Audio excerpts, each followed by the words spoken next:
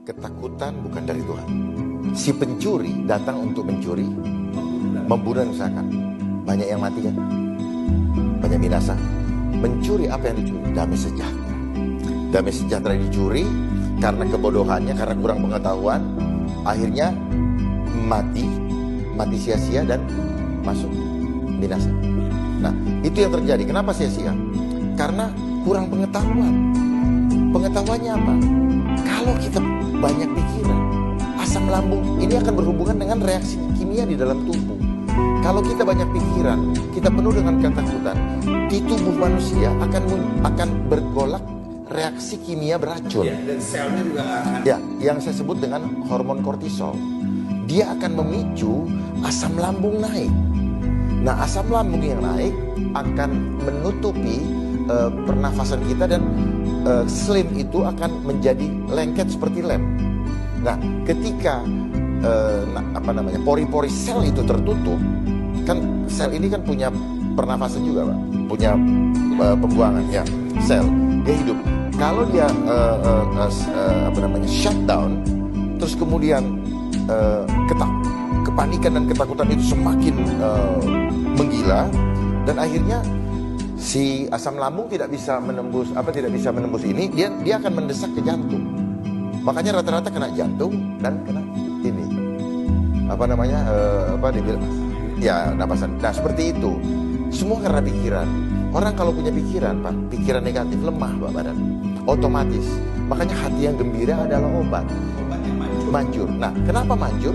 Karena ketika hati yang gembira, karena penuh dengan damai sejahtera, penuh dengan shalom, maka hormon di dalam tubuh kita akan menghasilkan hormon positif, yaitu hormon endorfin, hormon yang memudahkan kita senyum, hormon dopamin, oksitosin, serotonin itu hormon yang bahagia, dan interferon. Interferon itu kalau orang ada kanker, lewat habis semua. Makanya terjadilah sesuai dengan imanmu. Tapi waktu Alkitab bilang hati yang gembira adalah obat, itu secara teknologi bisa dibuktikan bahwa ada hormon. Yes, otomatis itu, Pak.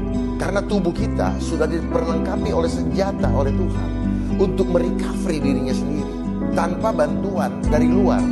Tuhan udah nyiapkan dari alam. Tubuh kita ini diciptakan dari tanah. Berarti yang koheren dengan tubuh kita adalah segala sesuatu yang ada di dalam tanah. Gak mungkin dari kimia yang datang. Nah, sekarang kalau bicara tentang fear tadi atau ketakutan tadi, adakah hubungannya dengan peristiwa yang terjadi hari-hari? Ada. Karena ini adalah cara untuk menggiring. Karena gini, kenapa ketakutan yang dijadikan isu? Kalau cuman bilang tidak ada uang atau negara kolaps, gak punya bangkrut dan sebagainya, gak menakutkan orang. Yang penting gue mesti bisa ketemu saudara gue. Tetapi kenapa? Karena tadi perlu percepatan untuk segera menguasai mindset manusia. Perlu diperhatikan, setiap sistem itu sifatnya masif. Masif itu memaksa skala besar dan intensitas tinggi. Memaksa ini apa? You don't have another chance. Kita tidak punya another option. You have to follow the system. Nah, ini adalah cara iblis di dalam menjaring kita. Kalau Tuhan memberikan free will, kalau dia nggak bisa memberikan free will, nah kita mau digiring, mau orang taat, mau enggak, ikut semua. Itu kan ada dalam firman Tuhan, bahwa orang taat atau enggak mau dibawa semua, dimasukin ke dalam sistem yang nanti pada akhirnya Tuhan temukan kita sudah masuk dalam registernya dia. Padahal taat. Makanya jangan kita ikutin protokol manusia, ikutin protokolnya Tuhan. Dan keselamatan hanya ada di dalam aku.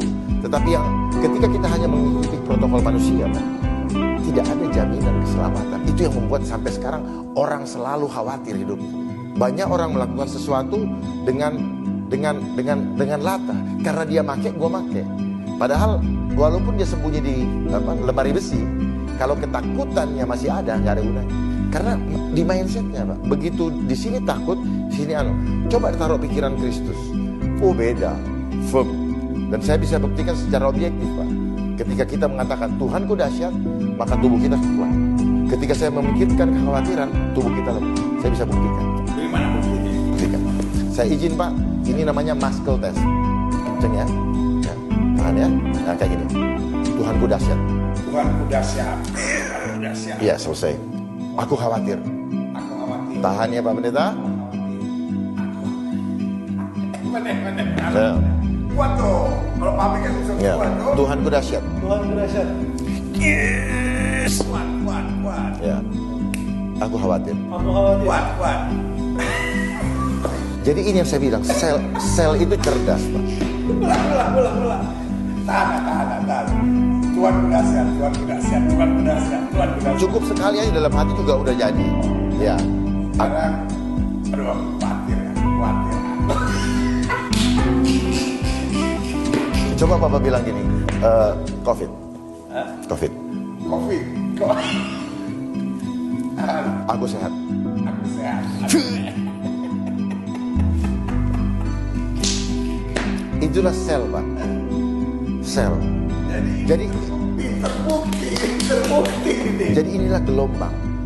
Bab apa yang Kalau lihat gini, Alkitab mengagumkan. Ya? mengagumkan. Alkitab bilang, apa yang kutakutkan Itu yang terjadi. Menimpa. Ya. Tetapi sesuai dengan imanku jadi padaku. Gitu. Ada pertanyaan nggak pada itu seru tuh tadi kalau begitu. Jadi gini, Pak, ya, Bevan.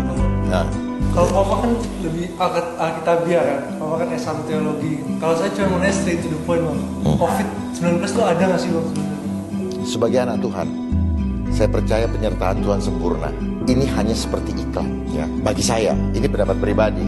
Karena nanti ada yang tidak suka, tapi pendapat pribadi saya. Kenapa saya imani dalam nama Tuhan Yesus bahwa ini adalah permainan pikiran, fear engineering. Ketika kita ditakut-takutin dan kita takut, kita kena. Gitu. Sebenarnya apa? Apa saja kalau dipropagandakan, kayak misalnya jualan, misalnya Evans gitu. Wah, terus semua media mendukung, semua di sini mendukung, semua gitu. Jadi barang itu.